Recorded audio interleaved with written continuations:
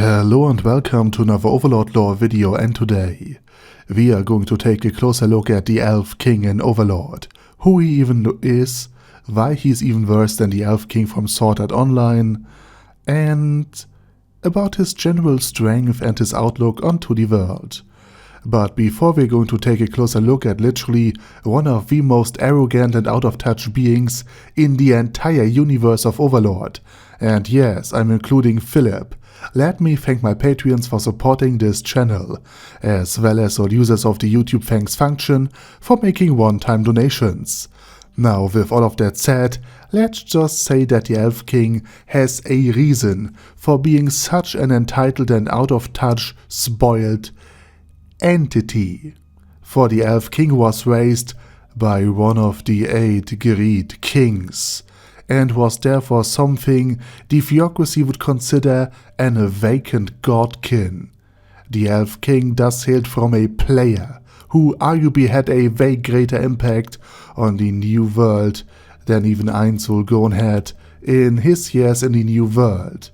The 8 great kings came presumably with their entire guild base intact to the New World, which again presumably is the Flying Fortress that is now occupied by Platinum Dragonlord. And speaking of Dragonlords, the 8 great kings were the ones to almost wipe out the entire dragonkind, reducing them to a mere shadow of their former glory. The apocalyptic war was probably the single most destructive thing to ever hit the dragons and the New World in general, for many strong species and realms were also reduced to rubble and dust during the conquest of the entire continent, effectively lowering the level range of the New World and making it easier for weaker species to thrive. And the 8 great kings were also the one who killed Surshana, the last sort of alive member of the 6 great gods, the players who founded the theocracy. And the Elf King is not only a descendant of the elf player, who was the stereotypical elf fencer in light armor, a dex build if you will, but he also has inherited at least a part of the armory of his father, just like Slain did. Albeit to a lesser degree, since presumably the vast majority of it is still controlled by Platinum, who just once allowed a group of New Worlders, and most curiously of a player, to equip themselves with at least some of the gear from the 8. And being raised by one of these legendary kings that brought the whole continent to heel wasn't the best kind of upbringing, at least if you want to have a compassionate and benevolent son of yours. Seeing how powerful he was, or rather how pathetically weak all the other elves and basically the rest of the New World was, the Elf King became very arrogant and out of touch. Now it could be that the king that raised him, aka the player that fathered him, presumably was just a normal guy that had a kid with a normal elven woman and just happened to be overpowered.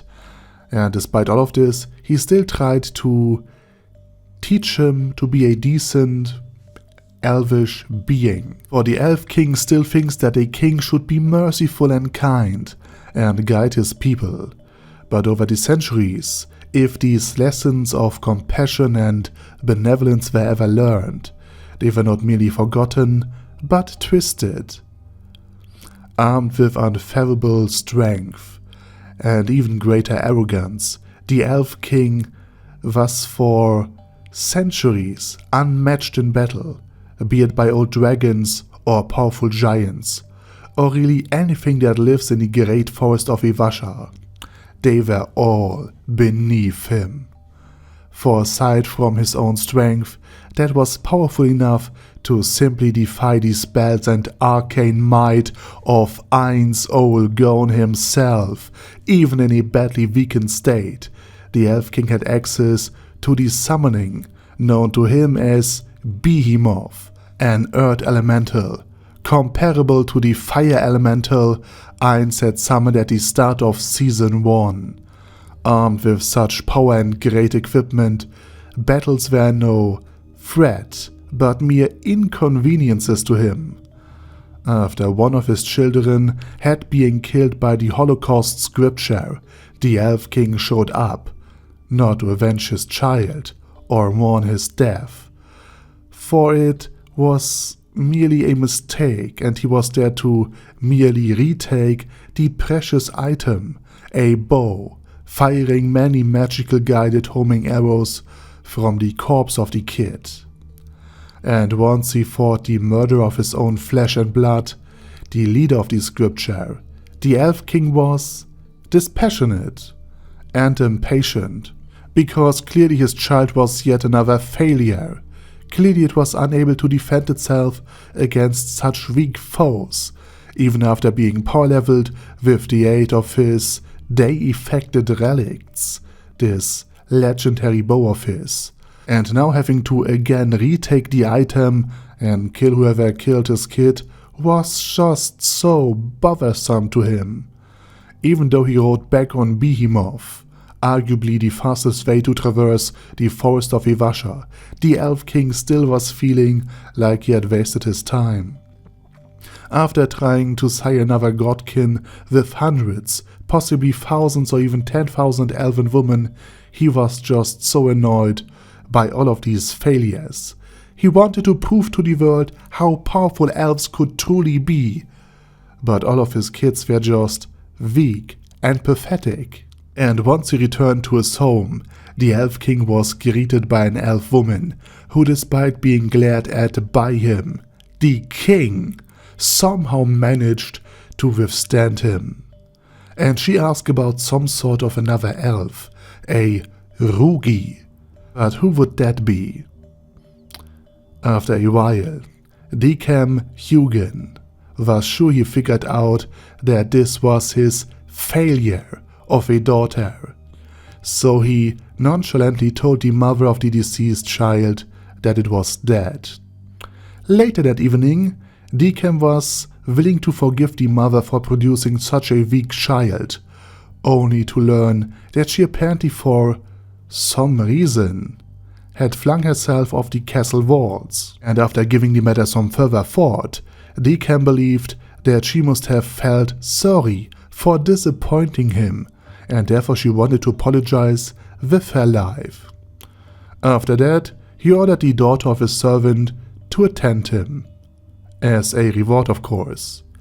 So the Elf King was really out of touch with just about anything. A life at the pinnacle of his own world left him twisted and unbothered and detached. And again, I'm restraining myself here due to being on YouTube. And what has happened to him once he met Ainz and two other of his children will be the topic of the second part. For today, I say thank you very much for watching and special thanks to Ader Daddy Ader, Bad Guy Yi, Bad Boyto 316, Bezer, Ben C, Brandon D, Chrissy, Crowley 0221, Sia, Crystal Prime, Dead Slime, Death is Mercy, Deathless Dragonlord, Demon Xenomorph 1987, Devin Downen, Ding Dong, Duckwagon, Dunkler Krieger, Dystopia, Dystopia II, Enigmatic Unicorn, Feral Shivan, Guy with Dead Head, Hector Moreno, Hoss, Huster, Jacob G, Jana B, Jason, J. Morris, Chromius, Kyle R, Lee K. Long, Legendarius, Lelouch Britannia with a Mustache, Lexus Fox, Lord Nishikian Rai, Lord Touch Me, Love Razor, Merovec, Mr. Shoes, Mr. Tweaker, Michael R, Michael Y, Nope, Oh Hell No, Normal Toad, Overlord General Gasper, Paddy Pantum, Personage, Primus 11, Rhinomere, Q-Ne Karakos P, Shergox's Daddy, Shadow Lightning Wolf, Shrine Keeper, Super Tier Magic Batista Bomb, Supreme Cheese, Staris, Ted, Texas Deer, the Orc Warboss, Rocket Smasher, T.E. Wang, Vash Hawkeye, Vegito27, Venture Fanatic, Wilhelm, Xenokai, and Zonagon. Thanks guys. Anyway, have a nice day, and I hope to see you all again soon on my next video.